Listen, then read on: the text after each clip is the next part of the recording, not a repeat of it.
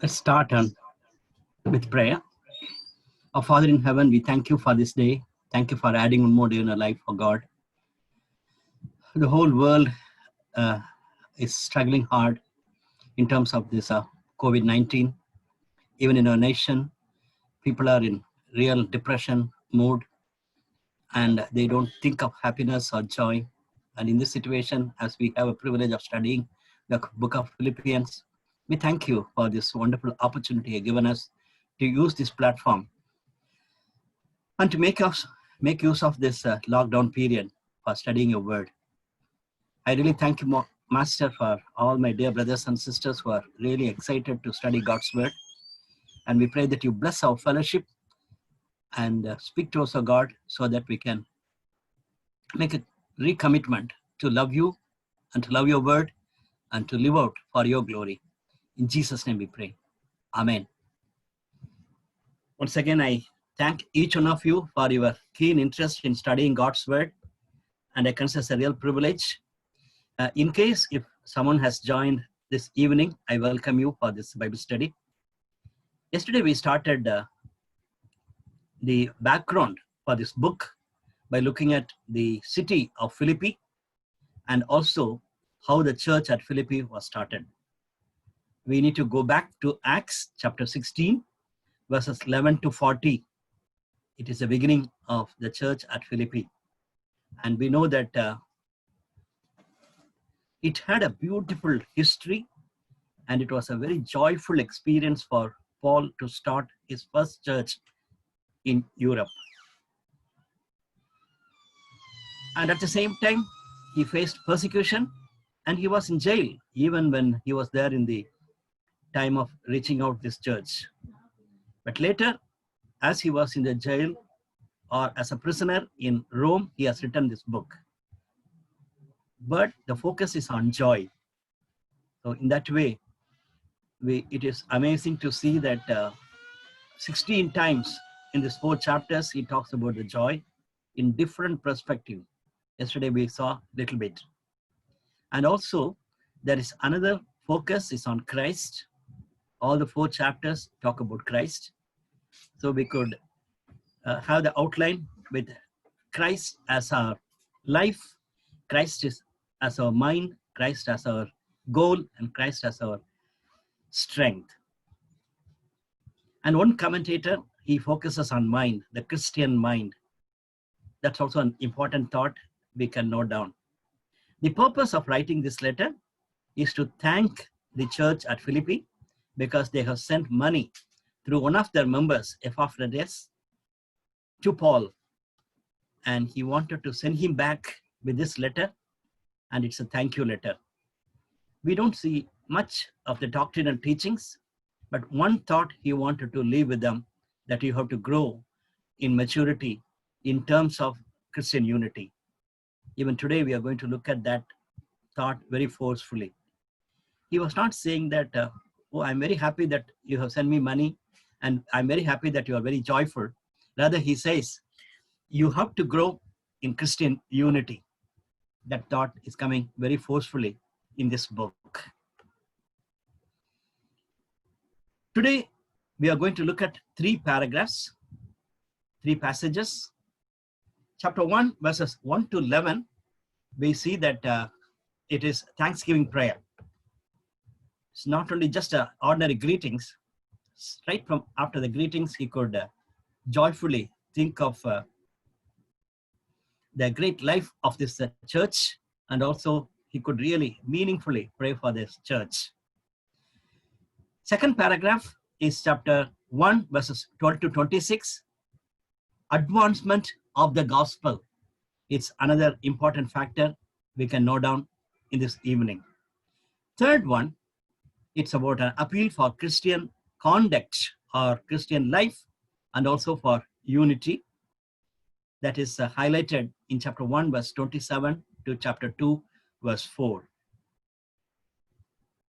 I requested Janusha from Nagercoil, EU, to read this passage for us. That is Philippians chapter 1, verse 27 to chapter 2, verse 4. Yes, Janusha. Reading from Philippians chapter 1, verse 27 to Philippians chapter 2, verse 4. Above all, you must live as citizens of heaven, conducting yourselves in a manner worthy of the good news about Christ. Then, whether I come and see you again or only hear about you, I will know that you are standing together with one spirit and one purpose, fighting together for the faith, which is the good news. Don't be intimidated in any way by your enemies.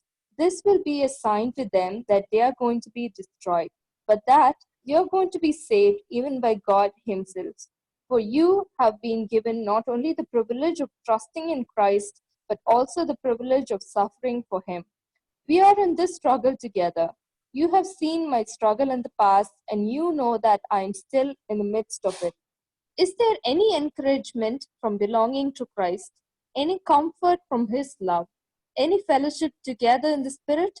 Are your hearts tender and compassionate? Then make me truly happy by agreeing wholeheartedly with each other, loving one another, and working together with one mind and purpose.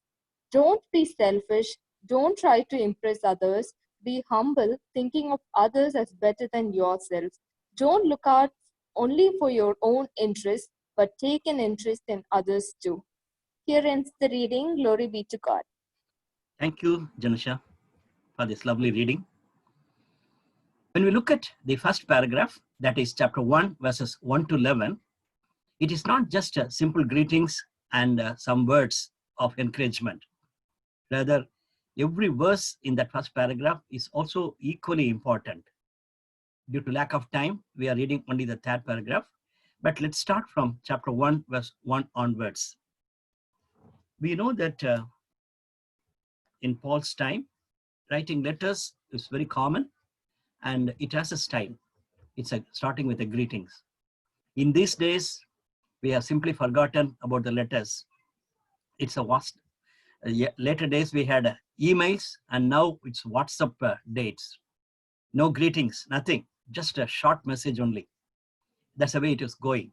But when you look at Paul's writing, in first two verses, we can note down many points. Let me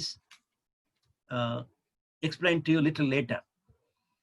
Verses 3 to 6, he was so confident of one thing, keeping that as a confident matter. He is going forward, not only for giving them greetings. The whole book is centered around that confidence. That's a lovely thought we are going to look at little later. And also, we look at the true love he had for this church. Joy, very obviously it's coming. And also a genuine love for people is coming in these two verses. With that, he keeps a meaningful prayer, a very meaningful prayer. Let's look at in detail. I want to tell you that first two verses, there are many things I can highlight, but let me tell you about these 3 points. Paul and Timothy, servants of Christ Jesus. What is a speciality? There are definitely, one thing is very clear, they saying that they are servants of Christ Jesus. They are not great people. They are writing to great people, but they are not saying that we are greater than you. No, they say that we are servants. Secondly, very interestingly, we see that Paul could mention Timothy's name. Paul and Timothy. What a great, humble man he was. Not needed. Okay. He could have easily said, I am writing, and later during the end, he can mention that Timothy is also greeting you, or he is sending a special greetings to you. Very well, he could have mentioned that. But here he says that Paul and Timothy. My dear brothers and sisters, it may be a simple thing for you, but I have learned it as a very precious one. As you are growing older, as you are becoming experienced in the life and ministry, you need to have a grace to accept others. Timothy can clearly mention Paul and Timothy because so Paul is superior to him. But Paul does not need to mention Timothy's name. You may think that when you become a very positional person in the church and in the ministry, you have to be careful. My young dear friend, even now, you need to make note of it. For example, when you're selected as a EU president or EU secretary, you got position. And when you look at other members in the committee and even among the members of your EU, sometimes we tend to think president speaking. Okay, I am the president of the committee, I'm speaking. That attitude can come because we look at wrong role models in the society and in the church. That's the reason, even when I could see some young friends in the church youth or in the EU EGFs, they have such a pride in saying that I am in a position. How come they can say that along with my juniors, I write to you? So my young friends who is participating in this Bible study, my humble request is, as you grow in a Christian life and in a Christian ministry, have the attitude of Paul, joining with younger people and praising the Lord and encouraging and doing ministry. That's very important. I can go on, but let me continue. He says, all God's holy people, saints. Wow. One version says it's all saints. And my version says it's all God's holy people. It's not that they're all angels. They are not really saints where we can look up. Even in this even in this book, in chapter 4, verse 2, he says, I plead to these two sisters to be united. Okay, verse 2 in chapter 4, I plead with Euodia and I plead with Syntyche to be the same mind in the Lord. That's what we read in this. He didn't say this, except these two sisters, all are holy people. No, not at all. Including these two people, they are all holy people. My brothers and sisters, when you look at the Old Testament, we see that God selected the people of God. And then he said, people of Israel, and he said, you are my people and I will be your God. That's the way he was happy to be known as his God, their God and his people. In that way, Paul also could clearly mention that you are all holy people. My dear brothers and sisters, when you are growing with others, we need to have a right attitude. I'm not simply saying that just encourage all the people who are in sin and call them as angels. No, not at all. But consider those who are believed in Christ as holy people of God. They need to grow in the sanctification. And not only that, he says that together with the overseers and deacons, along with the leaders, he is writing to them. That's another perspective I look at. In these days, when leaders receive something, they want to hold on. Oh, this is for the leadership letter. And for the members, it's different. And here, it's not like that. Even as the leaders receive this letter, they could identify with them. How many of us consider that? When I come back to EU ministry context, some of us, after attending the discipleship camp, we think that now we become leaders and we can be outstanding leaders. We don't need to go inside and sit in the discipleship program. What you are going to teach to the disciples is for the disciples, newcomers, not for me, because I am already graduated in the discipleship program. That's a very wrong attitude. All of us, after accepting Christ, we are one in Christ. We can be known as saints or holy people, and we all could join together and work together. Together with overseers and deacons, people receive that. Deacons also, very interesting. In 2 Timothy chapter 3, Paul talks about deacons. And interestingly, in Romans 16 chapter, verse 1, he talks about one sister, Phoebe, as a deacon. Romans chapter 16, verse 1. Bible commentators say that the name Phoebe shows that she is not from Jewish background. That means that sister is from Gentile background, and she became a leader of the church. And Paul could clearly mention, and that also, when there's a big list of people in Romans 16 chapter, he starts with his name, Phoebe, a deacon. In these days, in the church and in the ministry, we don't consider sisters as co-equal. And some of us don't want to consider them as deacons. But Romans chapter 16 verse 1 talks about it. Anyway, my point here is leaders also have to join with other saints. And when we consider the teachings, the leaders need to hear along with God's people. There's a spelling mistake. He talks about peace, grace and peace. We already noted down in our previous study. Grace is a greetings for people from Greek background. Peace is a greeting for Hebrew background. Grace, even now we use that word lavishly, of course in the right context. For example, how are you? Immediate, by God's grace, we are all fine. Okay? In that way, we talk about God's grace and we give importance to grace. Peace is another factor. It's coming out as the Hebrew blessing. It's in a holistic way. So we are so happy to see that Paul is greeting this church with grace and peace. Let's go forward. Verses 3 to 6, I just wanted to highlight 3 important things. Number 1, I thank my God every time I remember you. Every time. Whenever I see you, I thanking God for you. I don't know, when you look at your brothers and sisters in the family and in the fellowship, in the church, can you thank God, or you are just praying for them alone, or you are just not at all thinking of God in them? Think of it. Think of it.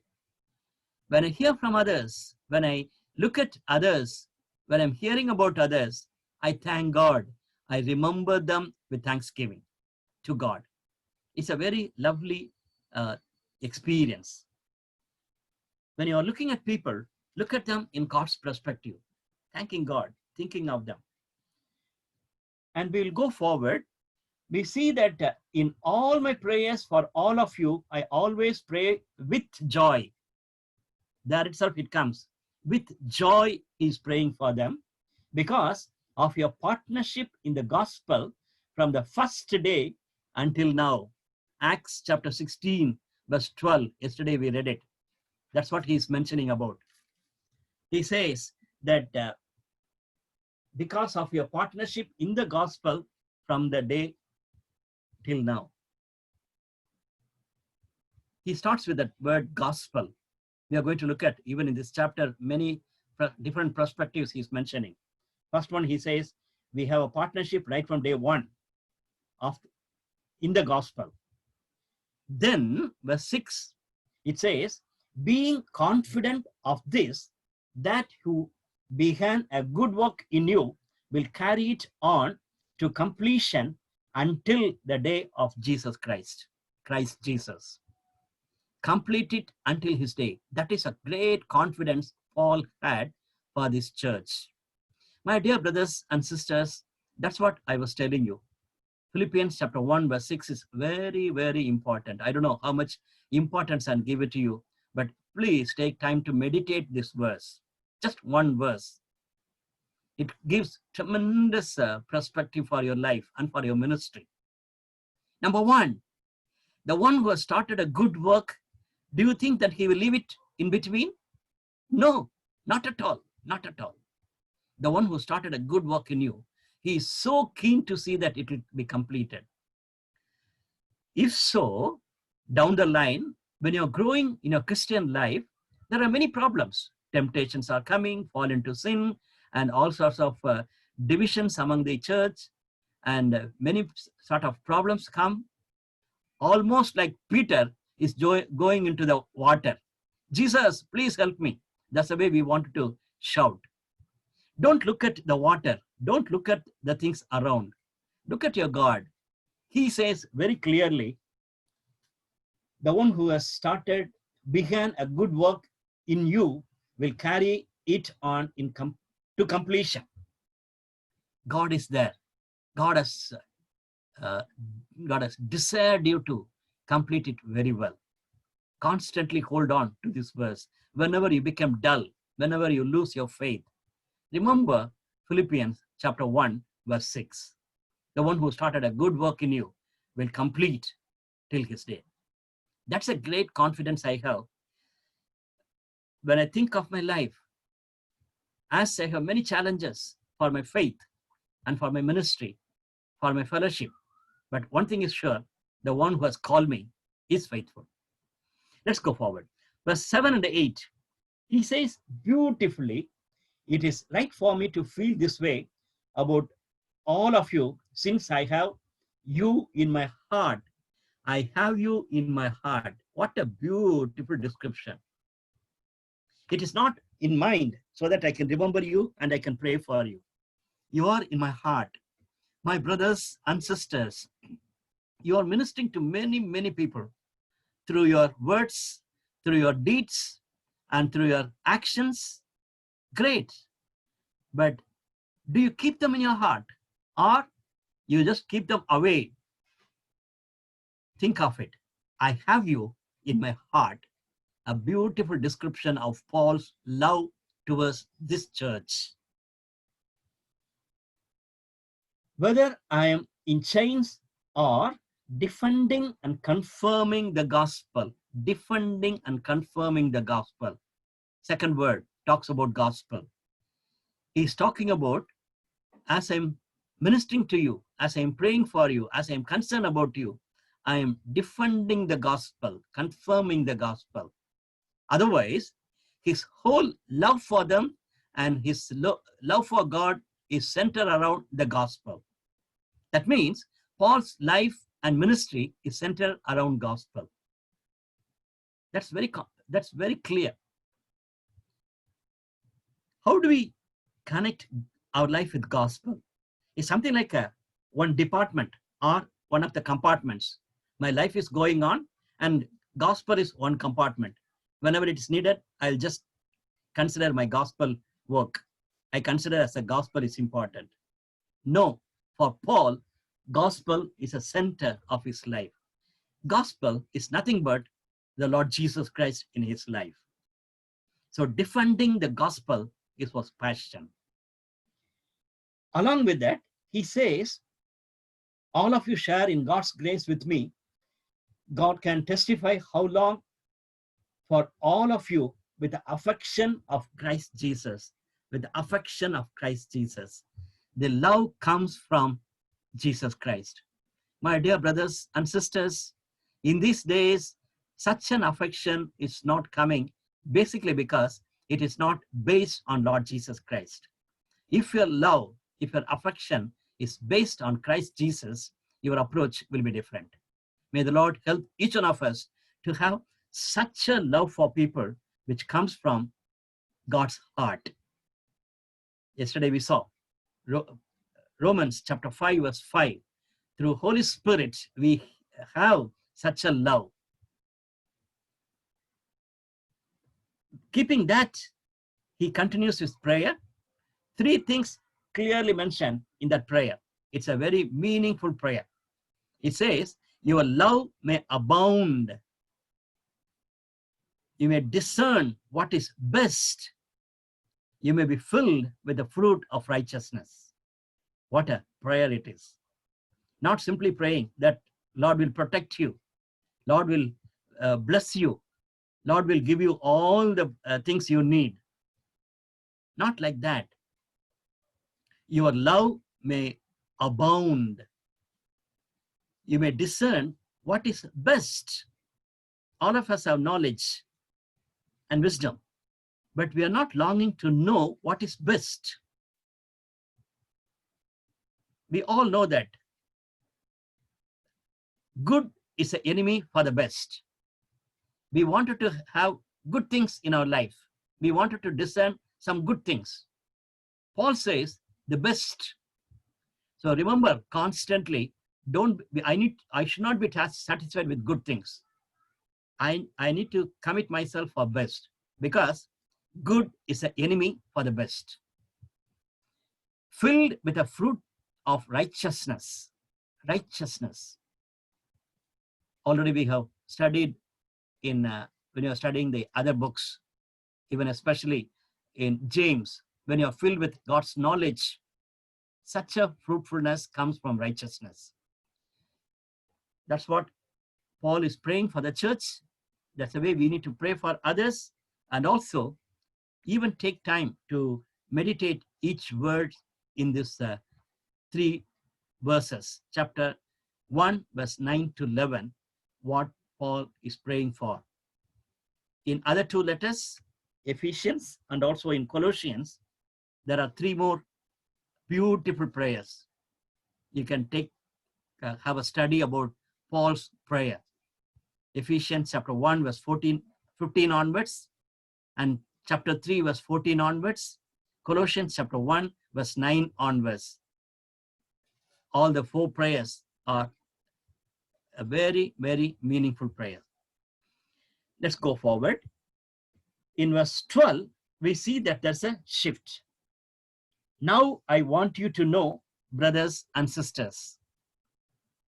And what he wanted to know, he's again talking about gospel. What has happened to me has actually served to advance the gospel.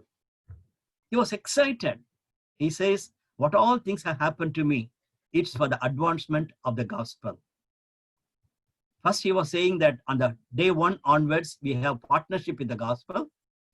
Second time, he was telling that I am here to defend the gospel. And now he says, my life, what all things have happened, it's for the advancement of the gospel. My dear brothers and sisters, wherever you are, maybe in the campuses, in the hostel, in your neighborhood, in your workplace, your life, what are the things are happening and what are the reactions you are making should have an impact of the advancement of the gospel. Interestingly, one commentator is looking at this paragraph in 3 passages: past, present, and future. I was excited because, God willing, tomorrow also we are going to look at the same heading, past, present, and future. That is about his personal testimony that we are going to look at in 3rd chapter, Philippians chapter 3, past, present, and future. Here, he talks about for the advancement of the gospel, he talks about it. Look at it. First 3 verses, he says that I am in chains, but I'm happy that those who are in the prison, they all came to know that this fellow has come for the sake of the gospel, not because something he has done wrong. Everybody has come to know about the gospel, about Jesus Christ, because of my chains. And not only that, those who are in the city in Rome, they all come to know that Paul has come, not as a 3rd, 4th missionary journey, but he has come for a persecution or for the arrest. As a prisoner, he has come. So people are talking about Paul. In that way, they're all talking why he has come and because of the gospel. So he is so happy to see that I am persecuted, I'm in chains, but people in the prison and outside are coming to know the Lord. It has happened. That's what he is saying. Then, verse 15, there's a shift. It is true that some preach Christ out of envy and rivalry, but others out of goodwill. Very interesting passage. Yesterday I told you that we need to make note of it. He is talking about his critics. He's not shouting at them. He is not feeling bad about them. Rather, he says that the later do so out of love, knowing that I am put here for the defense of the gospel. The former preach Christ out of selfish ambitions. There are some bad people. They do it for a wrong ambition. Why? Because by doing so, Paul can get more beatings or Paul can get more sufferings. And interestingly, he closes, but what does it matter? The important thing is that in everywhere, whether from false motives or true, Christ is preached. And because of this, I rejoice. I like that verse. The important thing is that in every way, whether from false motives or true, Christ is preached. My dear brothers and sisters, that's what I wanted to take little time to talk to you. In these days, everywhere, all over the world, in our nation, in a state like mine, okay, when we look at the preachers, when we look at the people who are talking about Jesus Christ, we are offended. We feel very bad. Not this way. We should not do ministry this way. Like that we talk. And their motives are very, very wrong. They want to have their own names. They want to bring their own kingdom. We are very upset. We are committed for Bible study and small groups and things like that. Others are doing for the namesake, for the church sake, for their own organization sake. Let me stop here and ask you, have you ever felt angry with them? That's true, because you know what it really means to share the gospel and what to do the ministry properly. But when you ask Paul, he would say that, but what does it matter? Somehow, Christ's name is honored. People come to know the Lord. Okay. When I look at some of the big preachers, bit upset, but at least some rich people receive the Bible. Some rich people or politicians and great leaders could hear the gospel from this gentleman or from this lady.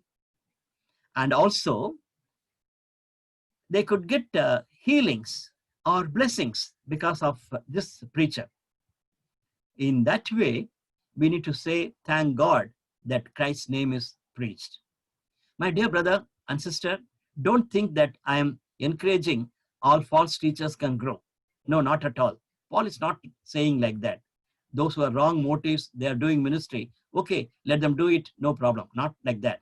Rather, he says, even when they do it like that, I don't have any problem because I'm happy that Christ is preached.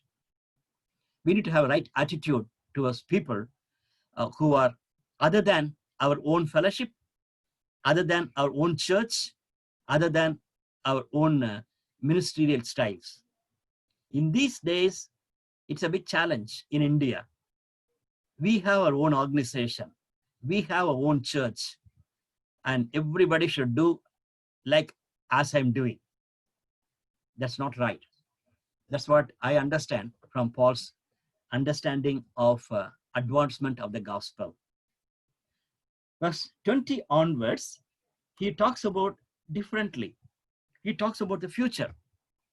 He is looking forward and he says that I want to leave from here. I don't know when Herod will take my head out. I don't know when I'm going to be killed. But one thing is very clear. I'm going to be with Christ. In fact, I'm longing so that I can be with Christ eternally. I can go and be with him. That's a great expectation he had. At the same time, when I think of you, when I think of the ministry, I want to stay back. In that way, in my future, I wanted to be here in this world, not because I love my life, it's because of the advancement of the gospel. I want to see that the ministry will grow because of my staying back in this world. Otherwise, I love to go back. I love to go and be with my Christ, with my Lord, Master. In that context only, verse 21 is coming. We all know this verse. Next to verse 6, 21, you cannot afford to miss it. For to me, live is Christ, and to die is gain. One commentator is just leaving a gap.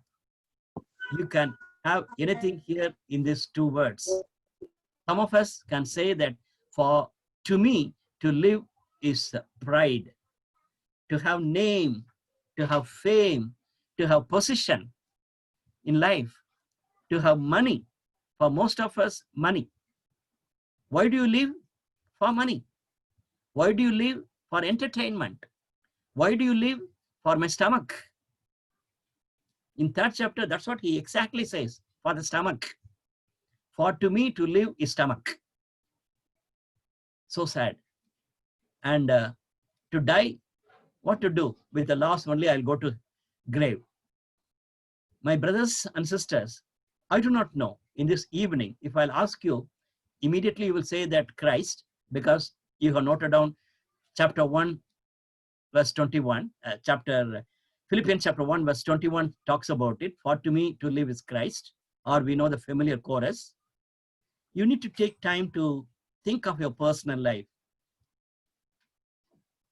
Is it money? Is it pride? Is it position?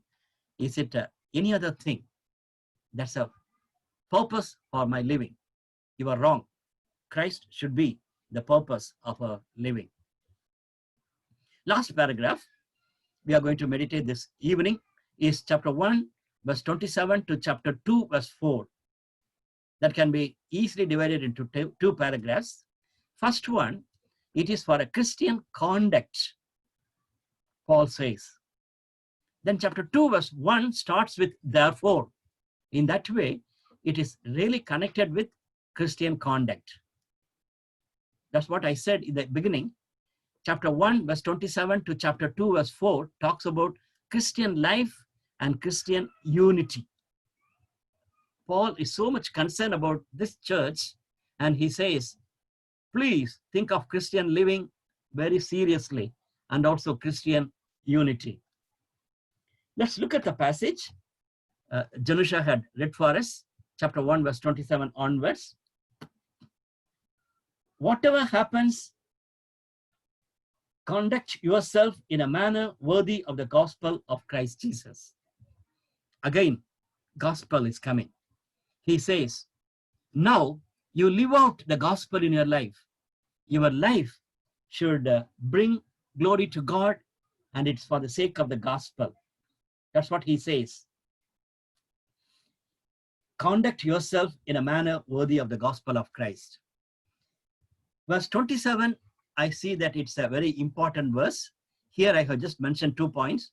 The consistent Christian life is so important, and cooperation very much needed in Christian life. We need to cooperate with others and live together. That's what we read in verse 27. Little later, we are going to look at little differently, verse 27. And keeping that as a base, verse 27, 28 to 30, it is a different perspective. It says about the confidence again. We need to have a confidence to face the enemy. The confidence to face the enemy. In this world, we have a tremendous enemy, that is devil. When we looked at 1 Peter chapter 5, verse 8, the devil is so anxious to put us down. He is just longing for us to come down in our spiritual life. So in that way, we know that the enemy is attacking us. But we need to have the confidence to face that. After saying that, in verse 29 and 30, he says, for it has been granted to you on behalf of Christ, not only to believe in him, but also to suffer for him. It's something like it was granted to you. Okay? You may face it. No. It's granted to you. What? Not on behalf of Christ, not only to believe in him, but also to suffer for him. So suffering is part of Christian life. That's what we looked at earlier when we studied 1 Peter. And that time we memorized 2 Timothy chapter 3, verse 12. Those who want to lead a godly life will be persecuted. Okay, if you want to lead a godly life, you don't need to become a missionary. You don't need to become a great leader and nothing. If you want to lead a godly life, you will be persecuted. That's 2 Timothy chapter 3, verse 12. And when we look at John's Gospel, in John's Gospel, chapter 17, verse 33, Jesus said, in this world you will be persecuted, but take heart, I am the one, I am the victor. That's what we looked at chapter 16, verse 33 in John. Jesus says, you are in the winning team. Have confidence in that. Don't feel bad that you are persecuted, you have problems in this world. It is part of your life. Jesus said, and Paul also said. But we need to have a confidence to face that enemy. But let me go back to verse 27. I want to read for you. 4 things comes very clearly. Whatever happens, conduct yourself in a manner worthy of the gospel of Christ. Then, whether I come and see you or only hear about you in my absence, I will know that you stand firm in one spirit, striving together as one for the faith of the gospel. Look at that, the unity of the spirit. The unity of the spirit is for standing firm in the spirit. Okay. Standing firm in the spirit. We stand together in the spirit. Unity in heart and mind. He talks about it in one mind. It is true. We need to not only have just a spirit, we need to be united together in one mind. And in action, striving side by side, striving together. It is in action. We all join together and work together, striving side by side. Fourthly, he says, unity of the faith of the gospel, together as one for the faith of the gospel. Unity in faith, it's for the gospel. My dear brothers and sisters, think of all these 4 things. We need to be united in spirit. We need to be united in heart and mind. We need to be united in action. We also be united in faith. That is the longing for Paul towards this church. Let me stop and tell you, what is your longing for your fellowship? What is your longing for your church? You may say that there should not be disunity, there should not be fights, there should not be partiality, there should not be some, when the elections are going, police should not come. All sorts of ordinary things we talk about. We feel that if they are not fighting, that's a peace. No, not at all. At home, in the fellowship, in the church, sometimes we equal unity in terms of no problem. If there is no problem, then there is a unity. Today, I want you to change your attitude, my brother and sister. When you think of your church, especially when you think of your fellowship, don't think that something is not there. Rather, we need to have these 4 things. That is unity. That is unity. In the church and in the fellowship, can we have stand firm in the spirit and with one mind?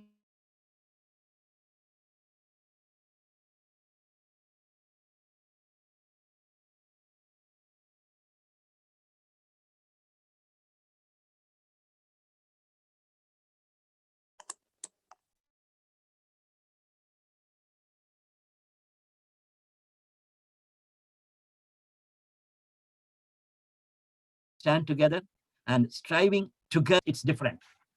Ephesians chapter 4, verses 1 to 3. As a prisoner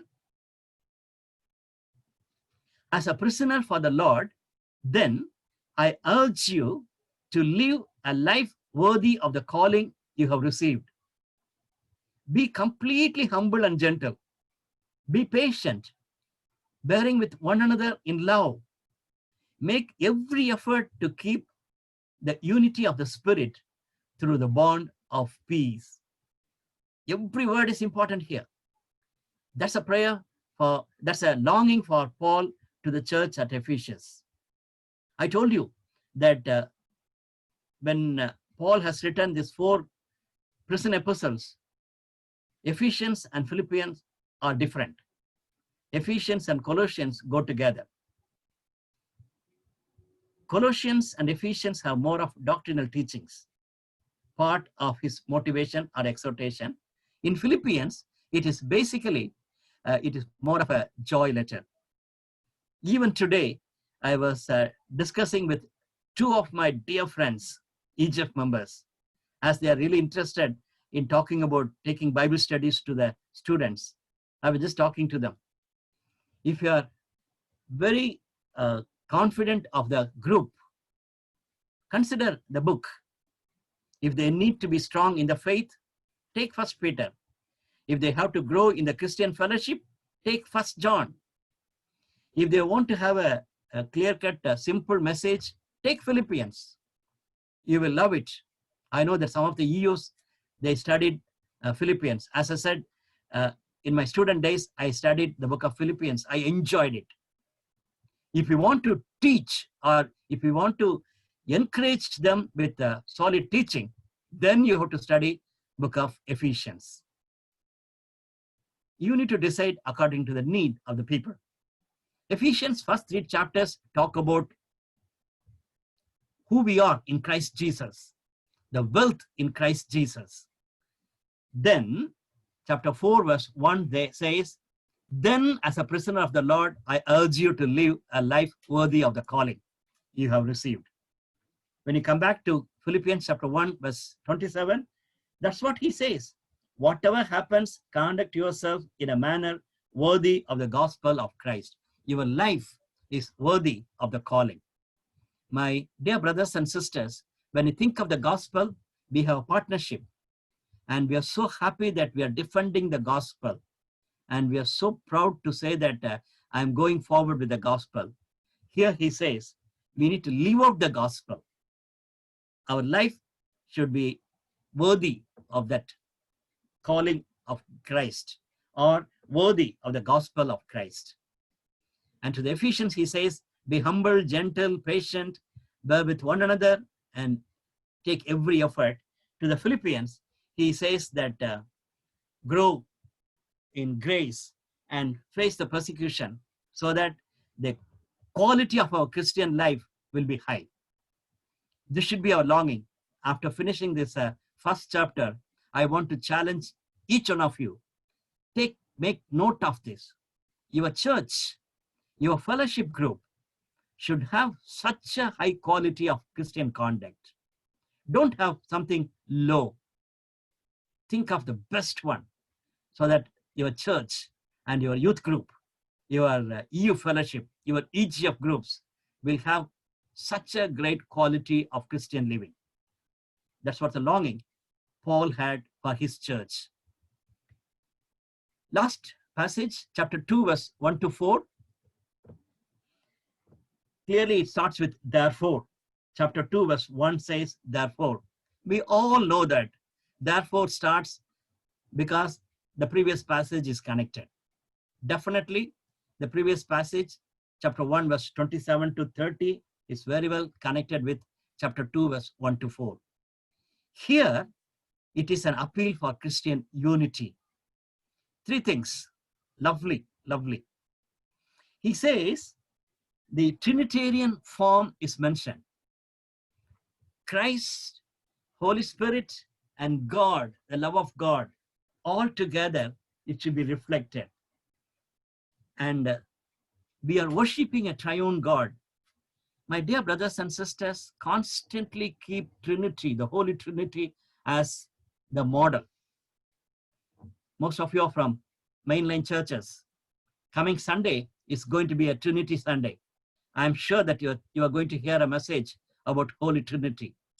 When you're hearing a message on Holy Trinity, remember that we not only admire the greatness of our God, who is 3 in 1 person, we need to reflect the Holy Trinity in our life. In salvation, we studied in 1 Peter, first chapter. In the salvation, the triune God is involved. Right from the beginning of 1 Peter, first chapter itself, he talks about it. Salvation comes from the triune God. Even here, he talks about it in verse 1. Therefore, if you have any encouragement from being united with Christ, if any comfort from his love, if any common sharing in the Spirit, if any tenderness and compassion, then make my joy complete by being like-minded, having the same love, being one in spirit and one of same mind. So the triune God, God's love and the salvation we receive from Christ, and which is confirmed by Holy Spirit. The word if is not if it is possible, not that way.